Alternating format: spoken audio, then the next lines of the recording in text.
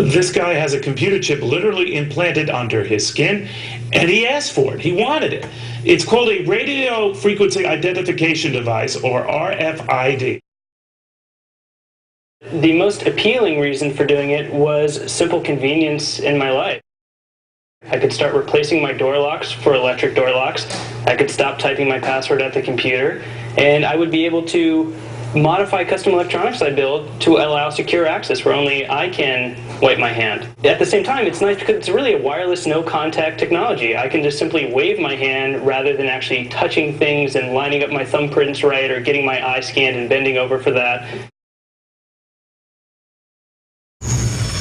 RFID stands for Radio Frequency Identification and is a method for identifying objects and living beings automatically, wirelessly, and thus invisibly. It was already used at the end of World War II as a secondary radar for identifying friend and foe. In 1999, MIT initiated the development of a global standard for commodity identification. An RFID system consists of a scanner and so-called transponders or tags, consisting of a small chip with an antenna, which communicate via radio frequency. Systems like these make it possible to read and store data without touch or direct visible contact.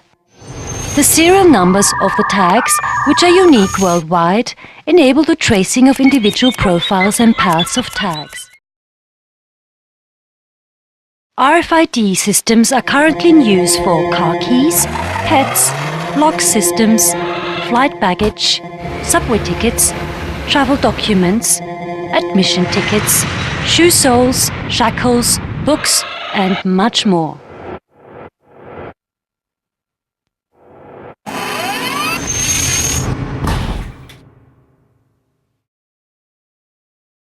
Industry and research dream of equipping every object with RFID tags in the future to replace barcodes.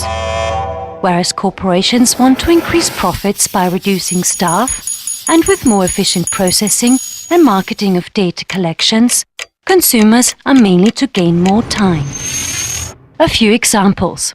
At the supermarket, you only have to go through a scanner and all your purchases will be automatically registered and deducted from your credit card. Invisible radio chips and tickets reduce the waiting time for boarding and ticket control. Your washing machine knows which temperature to wash your clothing with. Your refrigerator knows which food is past its expiry date and warns you. At the border or at the airport, the machine knows whether you are the right person. Your suitcase knows which conveyor belt to take. Not bad.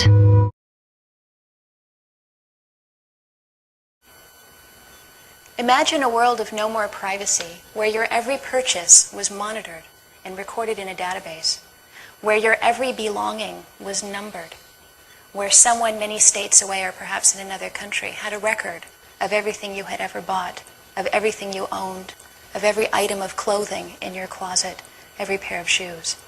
Imagine a world where even people were numbered and tracked at a distance. And the supermarket grocery cart issue and how it has paved the way for what will ultimately be one of the most invasive things I believe the human mind has ever invented when it comes to privacy. People don't like the idea of other people watching what they're doing and knowing what they're wearing and knowing what they're carrying. I think the privacy implications, the crime implications, and the long-term societal implications are pretty obvious. And now let me give you the scare story. Think if in the 1930s Hitler had access to this technology. What would have been different? What would have been done differently? The technology that we have even now, let's say that you had Anne Frank living in your attic. And let's say that you knew that your purchases were being monitored with your credit card or your loyalty card. And you knew better than to buy more than usual to feed Anne Frank. And you made a decision that you and your family members would just eat a little bit less to provide for her. So you'd cook a normal amount of breakfast and you'd maybe cut off some of the eggs and put them on a plate and somebody would carry them up to Anne. They'd never know, right? Well, do you know that A.C. Nielsen and Catalina Marketing and all of the companies that keep track of what people buy have got this down to such a sophisticated science that one of these companies boasts it can tell if there's more people in your household than you're claiming or than you're buying for at that one store. You know how they can tell? By how much toilet tissue you buy.